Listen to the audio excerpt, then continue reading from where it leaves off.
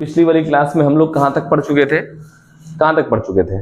पिछली वाली क्लास में हम लोग क्या क्या पढ़ लिए थे? पार्ट वन में हमने यूनिवर्स पढ़ लिया था। ठीक, यूनिवर्स पे पेन ही नहीं चल रही है।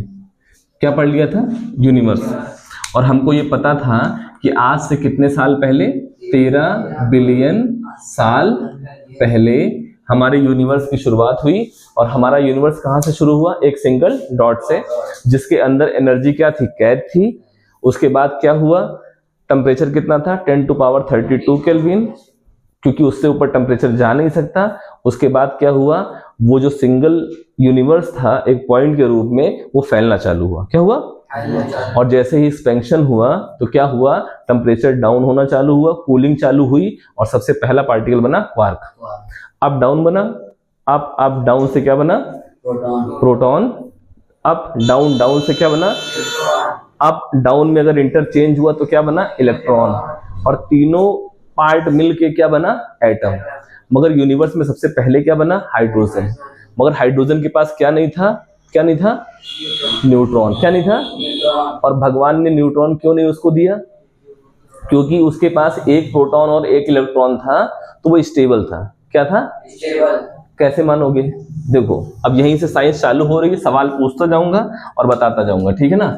हमने क्या बोला था कि जो प्रोटॉन होता है उसका चार्ज क्या होता है? क्या होता है? और जो इलेक्ट्रॉन होता है उसका चार्ज क्या होता है? और जो न्यूट्रॉन होता है उसका चार्ज क्या होता है?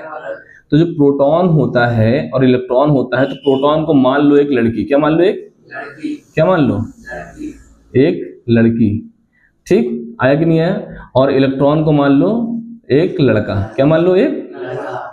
और इनको क्या मान लो? एक बॉडी गार्ड। क्या मान लो? न्यूट्रॉन को मान लो क्या है? Body guard. क्या है? एक बॉडी गार्ड। ठीक है ना। तो अब ये समझो थोड़ी देर के लिए, ठीक, इन तीनों चीज से मिलके बन क्या रहा है? एटम। क्या बन रहा है? एटम। तुमको ये पता था कि जो एटम का साइज था वो कितना बड़ा था? करीब करीब 7 किलोमीटर। मतलब ऐसा नहीं 7 किलोमीटर का, अगर उसको एग्जाम्पल के रूप में हम लोग माने तो 7 किलोमीटर का ऐसा शहर जिसके बीच में एक क्रिकेट की बॉल हो। तो यानी कि एटम जो था वो कैसा था? एक 7 किलो का, क्या 7 किलो का बोले, 7 किलोमीटर का क्या था? एक मैदान था। क्या था? मैदान, शहर, गांव, कुछ भी मान लो। और उसके बीच में एक छोटा सा जो बॉल थी वो क्या था? तुम्हारा न्यूक्लियस। क्या था? न्यूक्लियस में क्या पाया जाता है हमेशा? प्रोटॉन और न्यूट्रॉन। और जो एक खाली स्पेस 7 किलोमीटर वाला है, इसमें क्या टहलता है? इलेक्ट्रॉन। क्या टहलता है? कोई दिक्कत? इलेक्ट्रॉन जो टहलता है वो उल्टा सीधा रैंडम टहलता है कि अपनी एक ऑर्बिट में टहलता है? अपनी एक ऑर्बिट में। तो हमको इसका मतलब बेसिक स्ट्रक्चर पता लग गया कि आखिर में एटम क्या होता है। ठीक है ना। अब तुम्हारे सामने अगर तुम एटम को इमेजिन करते रहोगे तो तुमको कोई भी एटम अगर देखोगे अपनी आंख से तो तुमको दिखाई देगा 7 किलोमीटर का शहर, और उस शहर के बीच में क्या है? एक छोटी सी बॉल। और जो बॉल है उसके अंदर रहता कौन कौन है? प्रोटॉन और न्यूट्रॉन। और इलेक्ट्रॉन जो है उसके चारों तरफ क्या लगाता है? चक्कर। कोई दिक्कत? अब इस दुनिया में कितने एलिमेंट हैं? 118। कितने हैं? 118। अच्छा, ये 118 एलिमेंट बनते कहाँ पे हैं? सन की कोर में। कहाँ बनते हैं? सन की कोर में। यानी कि सन के अंदर वाला जो पार्ट होता है वहां पे क्या बनता है? एलिमेंट। यानी कि सन एक्चुअल में है क्या? एलिमेंट की फैक्ट्री। और सन एक्चुअल में है क्या? स्टार। क्या है? और सन में है क्या एक्चुअल में? हाइड्रोजन। क्या है? यानी कि हाइड्रोजन मतलब रॉ मटेरियल। जैसे हाइड्रोजन मतलब रॉ मटेरियल, मतलब हाइड्रोजन से ही सब कुछ बना है। 118 कहीं से टपका नहीं है। उसी हाइड्रोजन का स्टार के कोर में क्या हो रहा है? फ्यूजन। क्या हो रहा है? फ्यूजन मतलब मिलना। एक हाइड्रोजन मिलके क्या बना रहा था? हीलियम। क्या बना रहा था? और हीलियम मिलके कुछ और बना रहे थे। यानी कि जैसे 1 + 1 कितना हुआ? 2। 2 + 2 कितना हुआ? 4 में 2 जोड़ दो तो कितना हुआ? 6 जोड़ दो। तो इसी तरह हम जोड़ते जाएंगे, एक में एक, तो हमको कहां तक चले जाएंगे? 118 तक।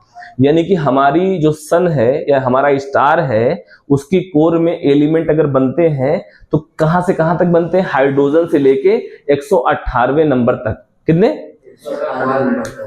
अच्छा, हर एलिमेंट में क्या डिफरेंस होता है?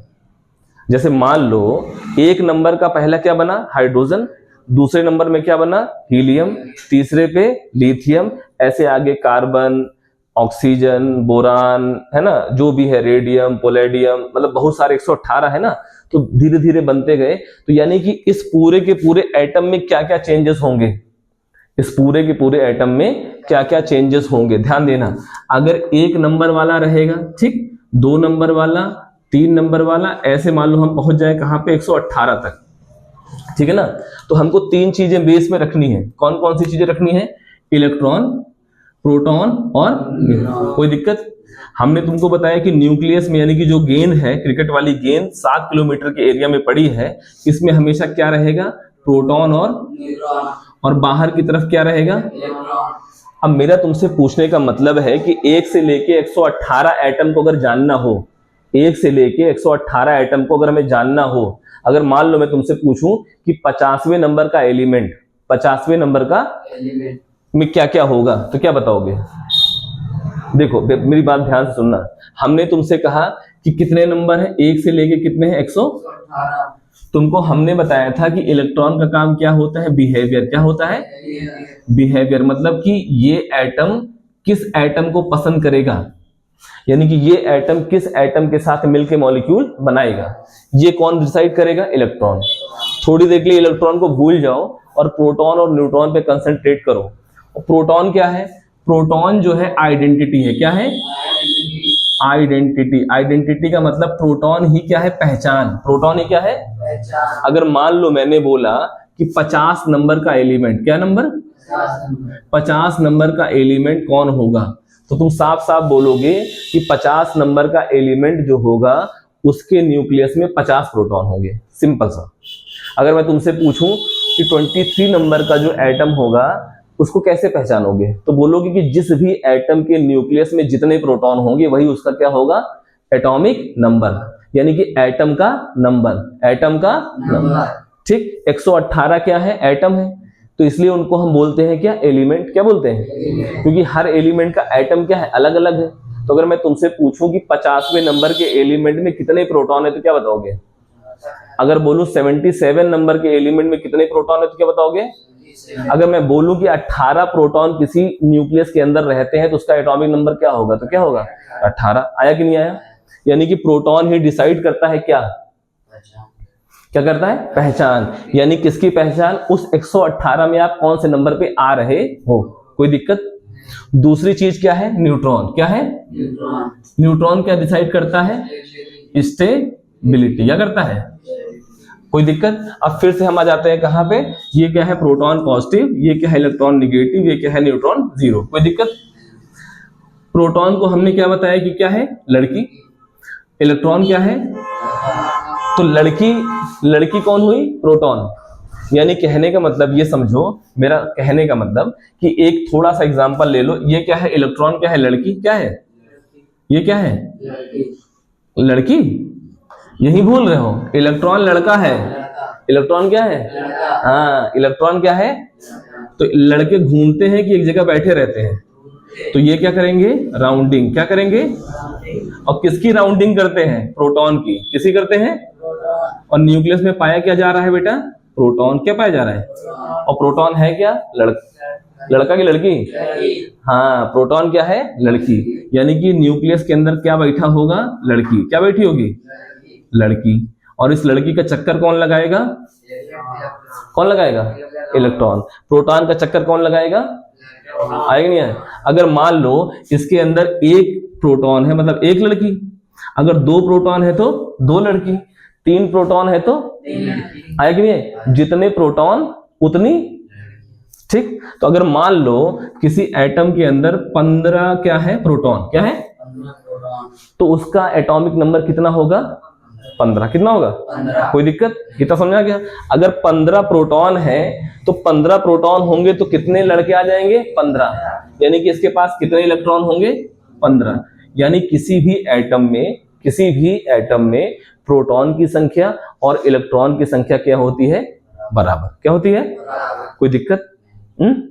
यानी कि किसी भी एटम में प्रोटॉन की संख्या और इलेक्ट्रॉन की संख्या क्या होती है? बराबर। ठीक है। अब मान लो ये क्या है तुम्हारा, क्या है, न्यूक्लियस। मगर इन लड़कियों की एक खास आदत है, इन लड़कियों की एक खास आदत है, यानी कि इन प्रोटॉन की खास आदत है, ठीक। चाहे प्रोटॉन हो और चाहे क्या हो, इलेक्ट्रॉन, इनकी खास आदत क्या है, इनकी खास आदत क्या है कि ये एक दूसरे को पसंद नहीं करते। यानी कि एक प्रोटॉन दूसरे प्रोटॉन को पसंद नहीं करता, और एक लड़का भी किसी मतलब लड़के को पसंद नहीं करता। यानी कि कहने का मतलब ये है कि सेम चार्जेस क्या हो, अगर सेम चार्ज हो, क्या हो, सेम चार्ज, अगर सेम चार्ज हो तो ये एक दूसरे को क्या करेंगे, रिपेल, क्या करेंगे, रिपेल मतलब भगा देंगे। यानी कि प्रोटॉन और अगर प्रोटॉन अगर पास पास हो तो दोनों को क्या करेंगे, रिपेल, क्या करेंगे, कोई दिक्कत। अच्छा मान लो एक एटम है, उस एटम का नंबर है 50, कितना है, तो इसके न्यूक्लियस में कितने प्रोटॉन होंगे, कितने होंगे, एक एटम है उसका एटॉमिक नंबर 10 है, तो उसके एटम में कितने प्रोटॉन होंगे, तो किसमें रिपल्सन फोर्स ज्यादा लगेगा, किसमें लगेगा, क्यों, क्योंकि प्रोटॉन क्या कर रहे हैं, रिपल कर रहे हैं, तो जिसमें ज्यादा प्रोटॉन होंगे उसमें रिपल्शन ज्यादा होगा, कम होगा, होगा नहीं होगा। यानी कि अगर मैं तुमसे कहूं कि एक तरफ 1 है और एक तरफ क्या है 118, तो सबसे ज्यादा रिपल्सन फोर्स किसमें लगेगा, और सबसे कम किसमें लगेगा, तो रिपल्शन फोर्स लगा किस कारण से, प्रोटॉन के कारण, किसके लगा, यानी कि एटम के न्यूक्लियस के अंदर पाए जाने वाले प्रोटॉन आपस में क्या करते हैं, रिपल्शन, क्या करते हैं, तो जिसका एटॉमिक नंबर जितना ज्यादा होगा उसके अंदर रिपल्शन फोर्स क्या होगी, उतनी ज्यादा। कोई दिक्कत?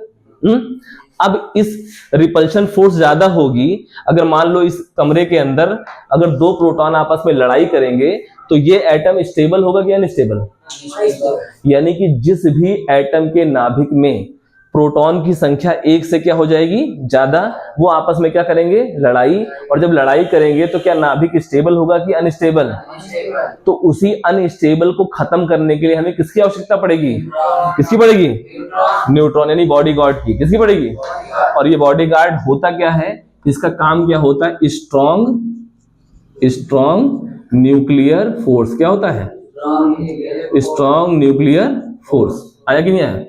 अब ध्यान देना, किसी भी एटम के न्यूक्लियस में 2 लोग पाए जा रहे हैं, प्रोटॉन और, पहले तो न्यूट्रॉन को भूल जाओ, अगर प्रोटॉन 1 होगा तो क्या न्यूट्रॉन की आवश्यकता पड़ेगी, क्योंकि 1 रहेगा तो किसी से लड़ाई करेगा ही नहीं, तो एक प्रोटॉन हमेशा किसमें पाया जाता है, हाइड्रोजन में, यानी कि हाइड्रोजन में न्यूट्रॉन।